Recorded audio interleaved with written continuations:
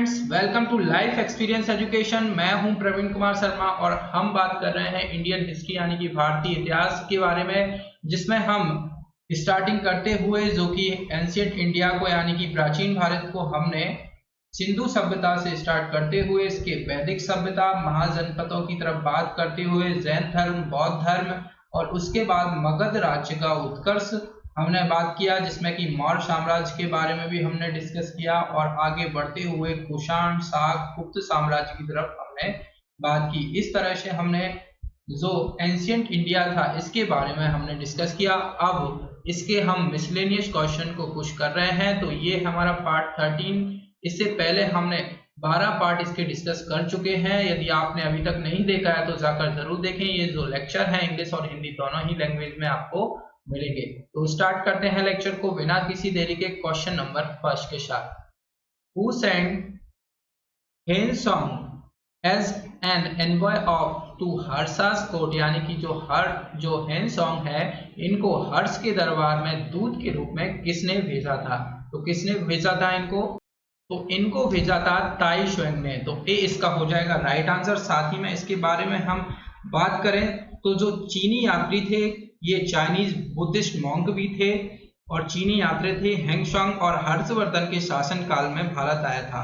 और हेंगशॉन्ग को यात्रियों में राजकुमार, नीति का पंडित एवं वर्तमान शाक्य मुनि कहा जाता है। वह नालंदा विश्वविद्यालय में पढ़ने एवं बौद्ध ग्रंथ संग्रह करने के उद्देश्य से भारत आया था। तो ये जो है हेंगशॉन्ग है ये नालंदा यूनिवर्सिटी भी गए थे पढ़ाई करने के लिए, जो बौद्ध ग्रंथ हैं उनको संग्रह करने के लिए। साथ में हर्ष राजा थे, इन्होंने 641 ईस्वी में अपने दूत चीन भेजे तथा 643 ईस्वी एवं 645 ईस्वी में 2 चीनी दूत उसके दरबार में आए। तो ये भी आपको याद रखना है। तो ए इसका हो जाएगा करेक्ट आंसर। नेक्स्ट क्वेश्चन की तरफ बढ़ते हैं। Which among the following is the oldest dynasty, यानी कि निम्नलिखित में से कौन सबसे पुराना राजवंश है? तो हमने डिस्कस किया है और इसमें हमने क्या देखा था? मगध डायनेस्टी। मगध डायनेस्टी में सबसे पहले आती है कौन सी? हरियंका डायनेस्टी। उसके बाद आता है शिशुनंगा। 3rd नंबर पर आता है कौन? नंदा डायनेस्टी। ये हमने सब डिस्कस कर लिया है। अब मिसलेनियस क्वेश्चन हम इसके कर रहे हैं। फिर आता है मौर्य डायनेस्टी, जिसमें कि हमने बात की इसके फाउंडर चंद्रगुप्त मौर्य थे। उसके बाद बिंदुसार आते हैं। फिर हमने बात करी थी इसके बाद 5th नंबर पर आया था कौन? शुंगा डायनेस्टी। फिर 6th पर आया था कन्वा डायनेस्टी और लास्ट 7 से भी याद रख सकते हैं, 7 नंबर का है और सतवाना डायनेस्टी।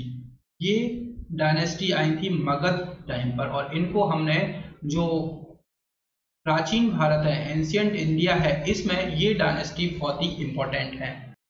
और जो मगध डायनेस्टी एंड होने के बाद हमने बात की थी गुप्ता राजवंश। तो आप इनकी क्रोनोलॉजी याद रखें। सबसे पहले जो मगध में हम बात करें ऑप्शंस के हिसाब से तो लास्ट में तो हो जाता है गुप्त राजवंश सबसे लास्ट में है। और उसके हिसाब से देखा जाए तो मौर्यन सबसे पहले आएगा। फिर आते हैं हमारे खनवा और कुषाण। तो इनसे भी आपको याद रखना है। तो सबसे पहले सबसे ओल्डेस्ट डायनेस्टी कौन सी हो जाएगी? मौर्य साम्राज्य सबसे पुराना हो जाएगा ऑप्शन के हिसाब से। तो ए इसका हो जाएगा करेक्ट आंसर। नेक्स्ट क्वेश्चन की तरफ बढ़ते हैं। What do the painting of Ajanta deficit, यानी कि अजंता के चित्रण में क्या है? तो कल हमने बात की थी जो अजंता की गुफाएं हैं और साथ में बाघ गुफाएं हैं, ये हैं गुप्त साम्राज्य में ये बनाई गई थी। कहाँ, कब, किस पीरियड में? गुप्त साम्राज्य में बनाई गई थी। और जो अजंता में निर्मित कुल कितनी गुफाएं थी? 29 गुफाएं। इनमें से अब वर्तमान में केवल 6 ही शेष बस्ती हैं। 6 शेष बस्ती हैं, जिनमें गुफा संख्या 16 एवं 17 ही गुप्त कालीन है। इसमें गुफा संख्या 16 में उत्कीर्ण मरणांश राजकुमारी का चित्र प्रशंसनीय है और गुफा नंबर 17 बहुत इंपॉर्टेंट है, जिसमें कि चित्रशिला कहा गया है। चित्रशिला यानी कि इस चित्रशिला में बुद्ध जन्म, उनके जीवन, महाविनिष्क्रमण एवं महापरिनिर्वाण की घटनाओं से संबंधित चित्र उद्धृत किए गए हैं।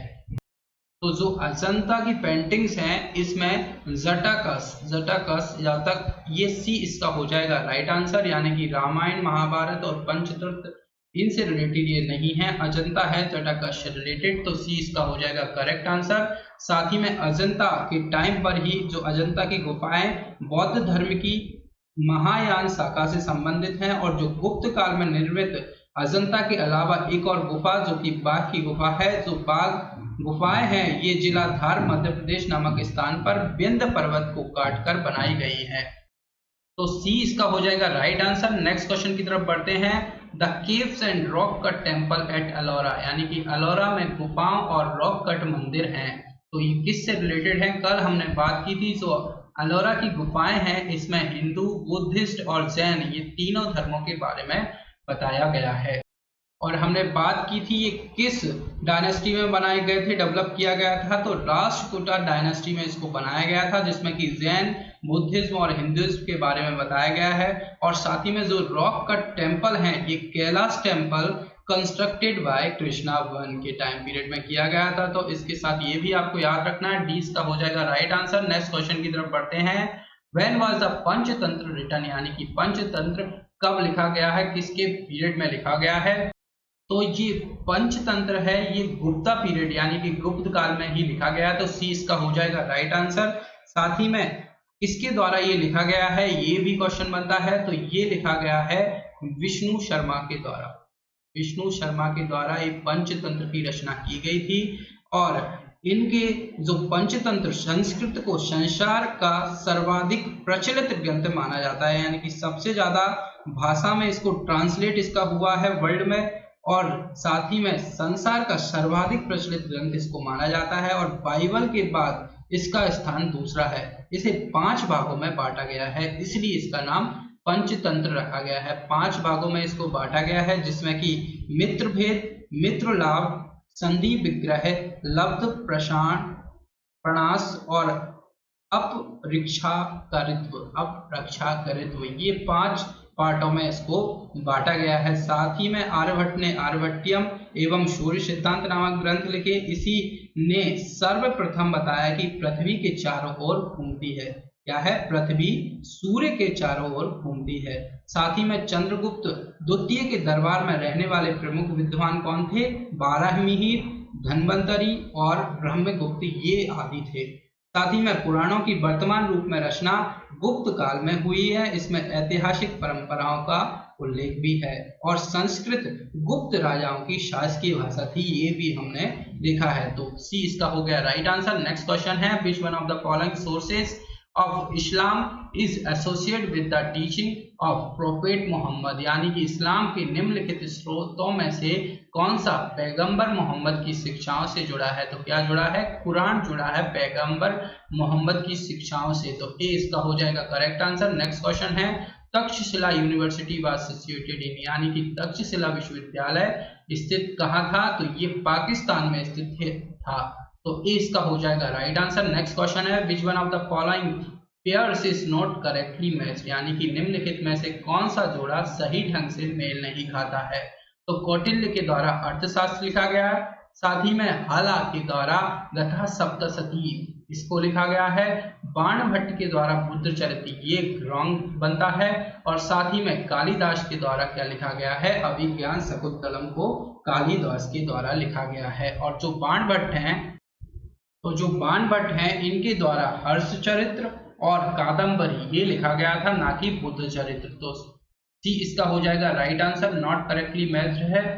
नेक्स्ट क्वेश्चन की तरफ बढ़ते हैं, consider the following foreign visitors to India, यानी कि भारत में निम्नलिखित में से विदेशी आगंतुक पर विचार करें और उन्हें सही व्यवस्था के आधार पर जमाएं, करेक्ट क्रोनोलॉजिकल ऑर्डर में उनको जनाएं। तो पहला आता है अल्बरूनी, फाहिन, हेंगसोंग और मेगास्थनीज, ये 4 नाम हैं, इनको किस किस टाइम पीरियड पर आए थे उसके हिसाब से इनको जमाना है।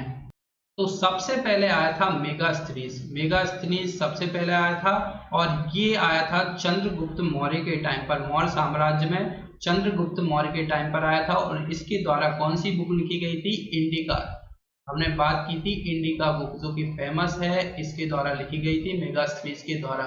4 सबसे फर्स्ट आएगा, फिर आएगा सेकंड फाहिन। फाहिन कौन था? एक चाइनीज बुद्धिस्ट मॉन्क था, और इसने ये किसके टाइम पर आया था? फाहिन ये आया था गुप्ता एम्पायर के टाइम पर, यानी कि जो गोल्डन एज चल रहा था गुप्ता एम्पायर का, इसके टाइम पर आया था। और कौन राजा था? चंद्रगुप्त द्वितीय, चंद्रगुप्त द्वितीय के टाइम पर ये आया था। फिर इनके बाद फाहिन के बाद कौन आया था? हमने बात की थी कि हेंग सॉन्ग, ये नंबर 3 पर आए थे, मतलब इस जो ऑर्डर है उसके हिसाब से नंबर 3 पर आए थे हेंग सांग, और ये आए थे हर्ष के टाइम पर, हर्ष के टाइम पर, हर्ष के पीरियड में ये आए थे। और ये भी एक चाइनीज बुद्धिस्ट मॉन्क थे, जिनको कि यात्रियों में राजकुमार, नीति का पंडित एवं वर्तमान शाक्यमुनि कहा गया, और वह नालंदा विश्वविद्यालय में पढ़ने एवं बौद्ध ग्रंथ संग्रह करने के उद्देश्य भारत आया था। तो फिर लास्ट में कौन आए थे? लास्ट में आए थे अल-बरूनी। अल-बरूनी ने क्या लिखा था? अल-बरूनी ने लिखा था किताब उल हिंद, किताब उल हिंद इनके द्वारा लिखा गया था, किताब उल हिंद। और ये आए थे मोहम्मद गजनी के टाइम पे, महमूद गजनी के टाइम पे, महमूद गजनी के टाइम पे, जो कि हम बात करेंगे इनके बारे में और भी। तो ऑर्डर क्या हो जाएगा? सबसे पहले आए मेगास्थनीज, फिर आए फाहिन, फिर आए हेंग सॉन्ग, और फिर आए अल-बरूनी, यानी कि सी इसका हो जाएगा करेक्ट आंसर। नेक्स्ट क्वेश्चन की तरफ बढ़ते हैं। लिस्ट दी हुई है और इनके इंडियन स्कॉलर के नाम भी दिए गए हैं, तो इनका आपको बताना है। तो time taken by the earth और earth to orbit the sun, तो ये भास्कराचार्य के द्वारा बताया गया था। फिर calculation of the value of pi, pi के बारे में किसने बताया था? बोधायन में बताया गया था। और इन्वेंशन ऑफ डिजिट जीरो ये बनाया था आर्यभट्ट ने। और the game of snakes and ladder, यानी कि जो सांप सीढ़ी जो गेम है, ये ज्ञानदेव ने बनाया था। तो ये इसका है करेक्ट आंसर, सी इसका हो जाएगा राइट आंसर। ये था आज के सेशन का लास्ट क्वेश्चन। लेक्चर आपको पसंद आए तो लाइक और शेयर जरूर कर लें अपने फ्रेंड्स के साथ, और लाइफ एक्सपीरियंस एजुकेशन के साथ जुड़ने के लिए चैनल को सब्सक्राइब भी करें। Thank you.